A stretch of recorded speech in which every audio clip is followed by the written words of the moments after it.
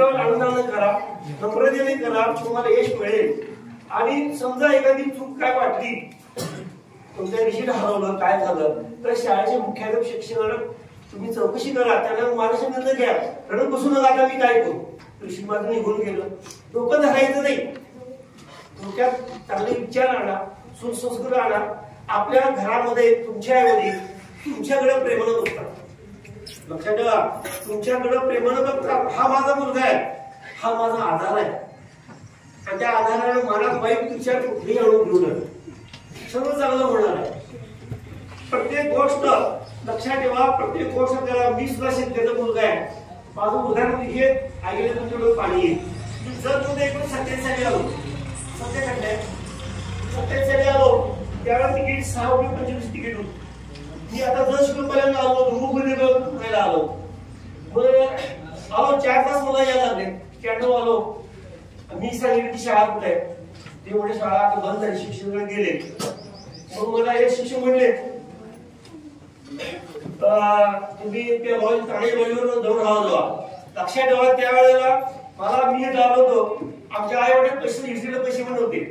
मला बक्षीस मिळालं 100 रुपयाचं. आता सांगितलं सरांनी जिल्हा ते बक्षीस मिळालं होतं. आणि ते आलो, म्हणजे हमाल म्हणा लॉज तिथे गेलो, लॉज मध्ये गेलो. तो म्हटला काय झोपायला गादी 1 रुपया, उशी 50 पैसे, चहा प्यायला 25 पैसे, सगळं सांगावं झाला.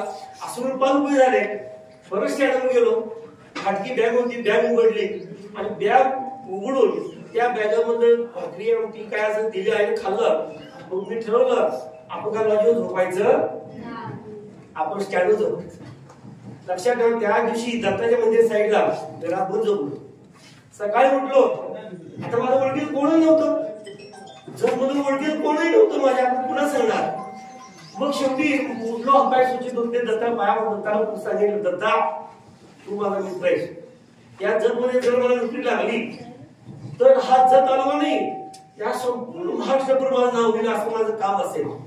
लक्षात ठेवा, मी पाया पडलो आणि गेलो, लागलो. अजून आठवते आता सध्या जर मी त्या स्टँडवर गेलो तर काय नाही तिथं पाया पडलो, कारण दत्ताच्या त्यावरती मी झोपलो, रातभर झोपलो. आणि आता मला 50,000चा बंगला आहे, माझ्या गाड्या आहेत. पण एक वेळ अशी होती, मला खायचे वांदे होते आणि मी एवढं करू शकतो. हे उदाहरण तुम्हाला दिलं, तुम्ही समजू नका, तुम्ही समजू शकाल. आणि हे पद मला दिलेलं आहे, अध्यक्षपद खूप मोठं आहे आणि हे पद सुद्धा तुम्हाला मिळालं.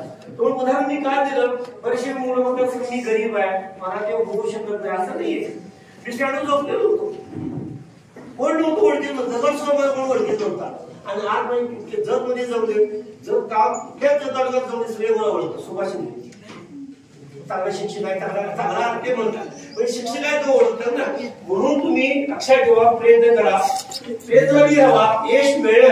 लक्षात ठेवा, यश मिळेल न मिळेल, पण त्या संकट किती येतील त्यावेळी मार्गात शिका. लक्षात ठेवा, आज सकाळ सुरू आहे, आज तिकडे जातोय, तिकडे जातोय, तिकडे जातोय.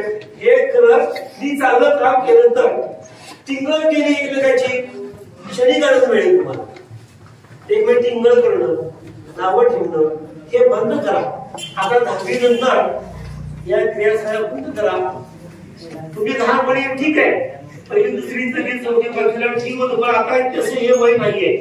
आता वय विचार करण्याचं आहे. विचार, मी जीवनात काय करणार, मला काय व्हायचंय, माझी आई वडील काय करतात, ती कसं करतात, माझ्या शिक्षकांनी कसं शिकवलं, हा ध्यास मनी ठेवा.